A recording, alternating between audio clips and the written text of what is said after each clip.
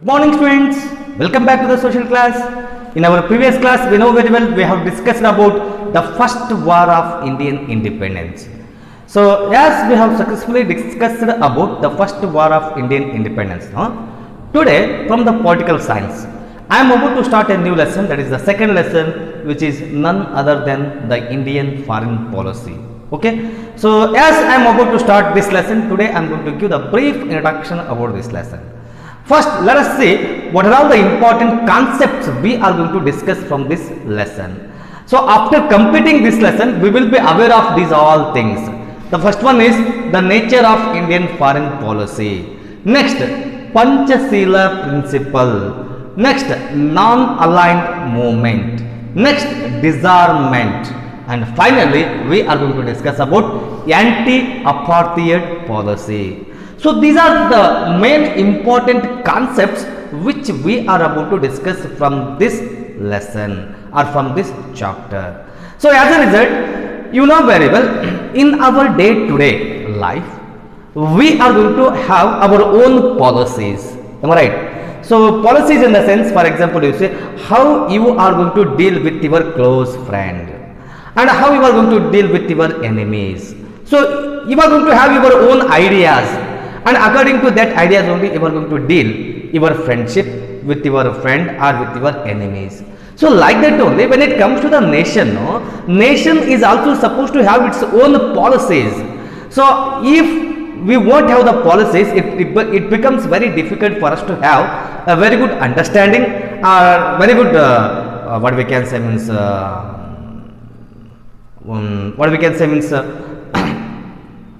trade relations with other countries. Okay, for that reason it is compulsory for us to adopt our own foreign policy. So how we are going to deal with the other countries, that is only going to be known as the foreign policies. Am I right? See, if a nation is going to deal with other nation, on what basis or how it is going to deal, so that is only going to be considered as the foreign policy. So India is also having its own foreign policy. Foreign policy in the sense, you see, when we got the independence in 1947 during that time, the superpowers of the world, Russia as well as USA, the whole world was divided into two important blocks. So we were having an opportunity to join the hands with USA also, and we could have joined the hands with Russia also. But during that time, the Prime Minister of India, Jawaharlal Nehru, what he decided is to be neutral. Neutral in the sense, either we join the hands with the USA or we join the hands with Russia. And as a result, it was possible for us to have a very good understanding with the USA also and the Russia also. If we could have joined the hands with the USA, then automatically Russia could have become the enemy of us. Or if we have joined the hands with Russia, then automatically the USA could have become the enemy of us. For that reason only, the Jawaharlal Nehru, the then Prime Minister of India, he decided to be neutral. As a result, it was possible for us to get the financial assistance from the USA and in the same time industrial assistance from Russia. So it was very easy for us to overcome our all difficulties after the independence what we are supposed to face. So now this is generally I said you what exactly you mean by the foreign policy. So according to the syllabus, let us try to understand what exactly you mean by foreign policy and how India is going to deal with other countries. Okay. A study of how different countries interact with each other and the type of relations they strive to maintain is needed. See, it's very very important for us to understand. As we are living in society, it becomes very very essential for us to have very good relations with others, those who are living in the society. So like that, when it comes to the nation also, every nations are going to have their interact with each other. So for example, you see India, as it is one of the independent country, it is not possible for us to be independently. Sometimes it is very, very essential for us to have interaction with other countries also. So how we are going to deal with the other countries, or how we are going to develop our relations with other countries itself is going to be known as the foreign policies. Okay. Just like an individual who cannot live alone. Just like an individual who cannot live alone. See, now we are also living in the society. You just imagine. Is it possible for you to live isolated? No chance at all. Because always we want to live in the group. And how we are going to live in the group? No, like that only the nations are also trying their level best to be in the group. Okay, and you see, countries also cannot live in isolation. So like that only, how it is not possible for us to live alone, how it is not possible for us to isolate, like that only nations are also supposed to live in group. So the nations cannot live alone. Hence, every country needs to have a foreign policy to regulate its interaction with other countries.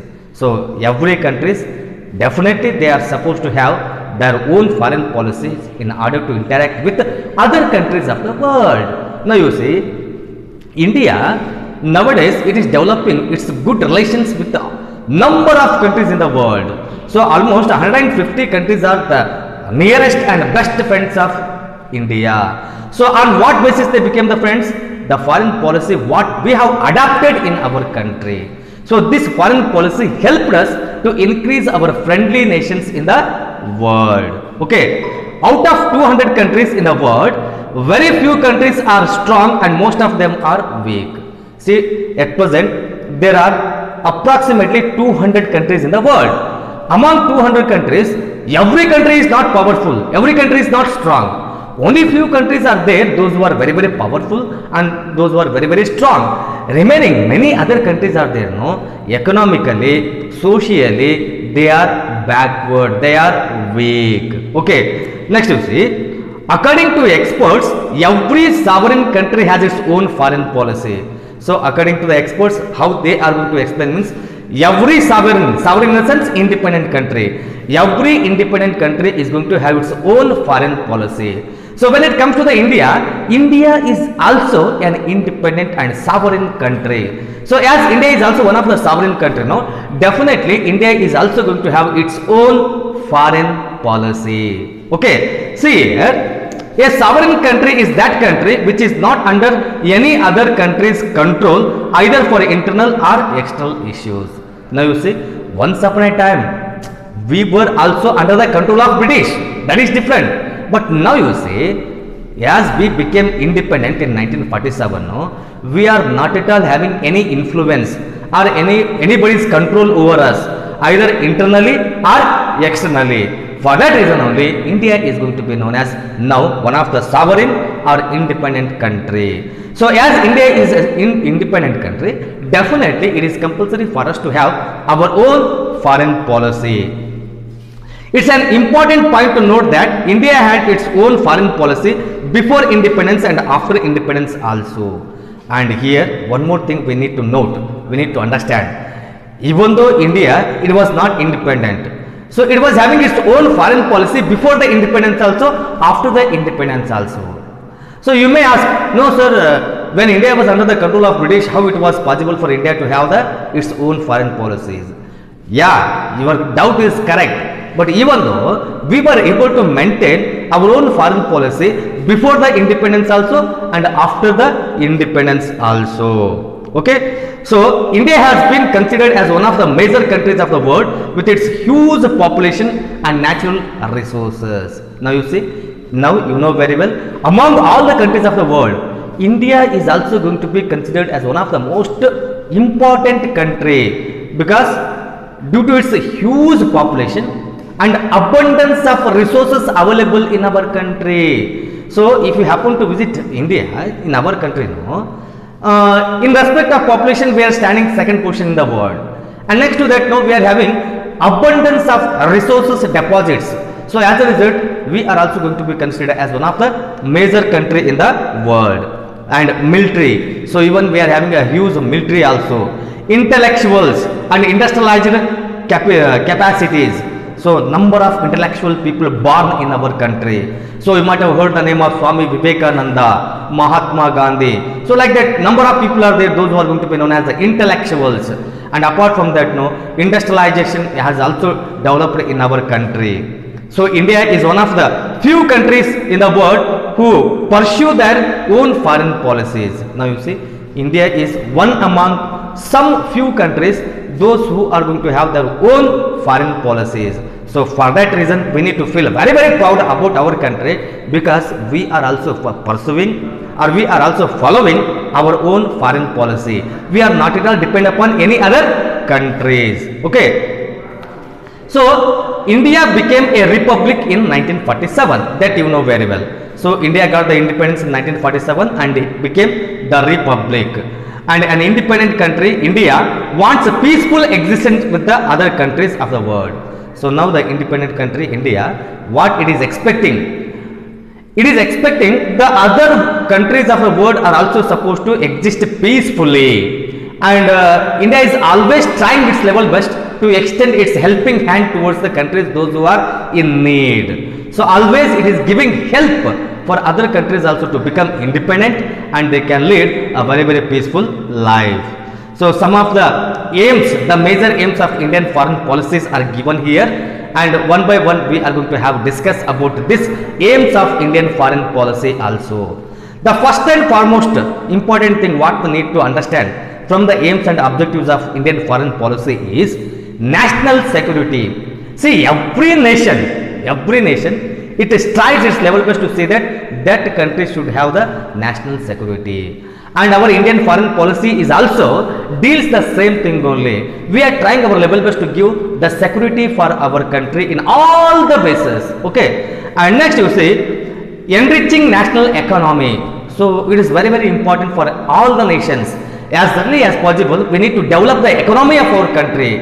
And as we are going to develop the economy of our country, automatically, economically nation can be developed. And if a nation is economically developed, automatically you know very well, every individuals can lead a very, very satisfactory life. Spreading the cultural richness of our country in other countries. Now you see, India is having its own culture, and the richness of culture you can't explain. And we are trying our level best to spread our richness of culture in all other countries also. So wherever it is possible, we are taking our culture and we are spreading there, and we are trying our level best to make India as one of the popular country in the world by increasing the member friendly countries and check the power of enemy countries. So the next important thing is, we are trying our level best to increase our friendly nations, and at the same time we are checking our enemy nations. We are trying our level best to control or reduce our enemy nations. No doubt, our neighboring country Pakistan is going to be known as our enemy only. Even though it is enemy, we are trying our level best to extend our helping hand towards the Pakistan, but unfortunately it is misutilizing that one. But we are trying our level best to increase our friendly nations in the world and achieve world peace and coexistence. This is the last but not least. So we are giving importance for the world peace and coexistence. Everyone is supposed to develop. We are not what we can say means selfish. We are not thinking that we are only supposed to develop and we are supposed to become the superpower of the world. So apart from us, no, the other countries, those who are in the country, those who are in this world, no, they too are supposed to develop. And as a result, we are expecting the peace and love all over the world. Okay, so these are some of the important aims and objectives of the Indian foreign policies. Okay, so in the next period we are going to continue the other part of the lesson. Okay, so today's homework, you need to write all the 5 aims and objectives just now what I said, no, that one time. Okay, thank you.